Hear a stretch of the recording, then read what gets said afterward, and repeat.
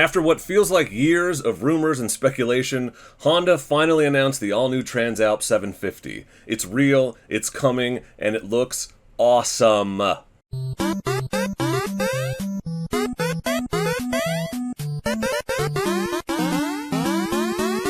Honda released tons of details at the EICMA show in Italy overnight, and we finally have some solid info on what looks like a very, very attractive mid-range adventure bike. Yamaha Tenere 700, be afraid, be very afraid. The details are still coming in, but I'm going to share what we know so far. And thanks to Bike Social for the info from the press release, and I'll link in the description to their full article with a lot of analysis and really cool stuff about this bike. Curb weight of the bike is only 458 pounds. That is just above the Tenere's 449 pounds. A lot of us were afraid this was going to be a huge Honda overbuilt monster, and it sounds like it's going to be a very attractive, very easy to handle mid-weight adventure bike after all. Horsepower, here's a big surprise, 90 horsepower. The Tenere only has 72. 55.3 foot-pounds max torque. That is more than the Tenere's 50 pounds. The bike has ride-by-wire with 4 riding modes: Sport, Standard, Rain, and Gravel. There's also a user-defined mode, kind of like the Explorer mode on the Norden, where you can set all the parameters to whatever it is you want.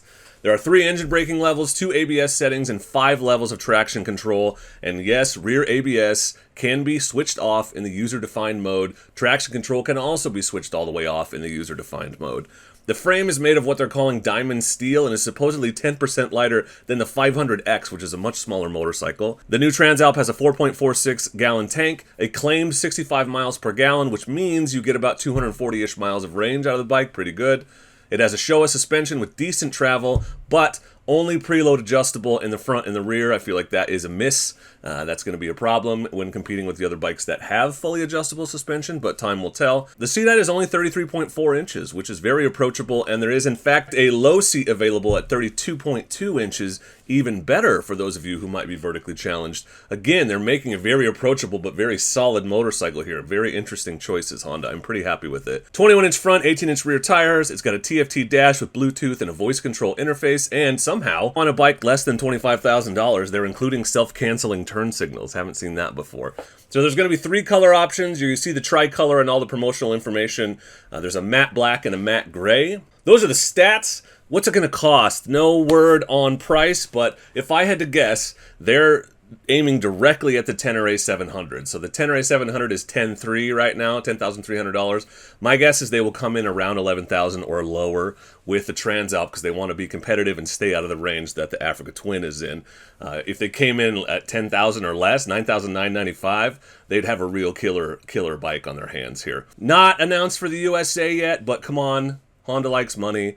It's coming. Looks-wise, I think the thing is, it has a great personality, it has a lot of personality. It kind of looks like the Africa Twin and the 500X had a baby, except it got like all the bad traits of both of them. I really don't like the way the front looks, but I don't care. It's not an 890, and looks are not the top of my list for priorities, so I'll live. It's got a low-slung exhaust, which I think is going to be a problem for off-road riding, so look for Camel ADV or somebody else to come up with a high exhaust really quickly on that. No skid plate on the bike in stock form as far as I can tell from the promo photos, although they do offer a bunch of Honda accessories, one of which is a massively beefy skid plate. Front fender's low. I'd like to see a high fender, but aftermarket will take care of that.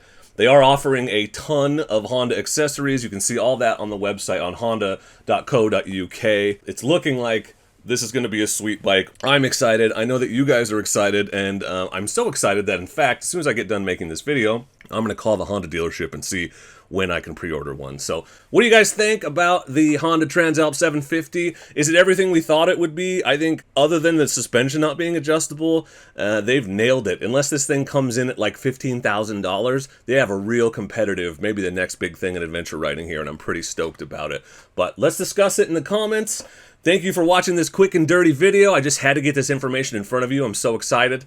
But for now and as always, I just want to say thank you very much for watching, and please do not forget to be excellent to each other. Thank you. Excellent!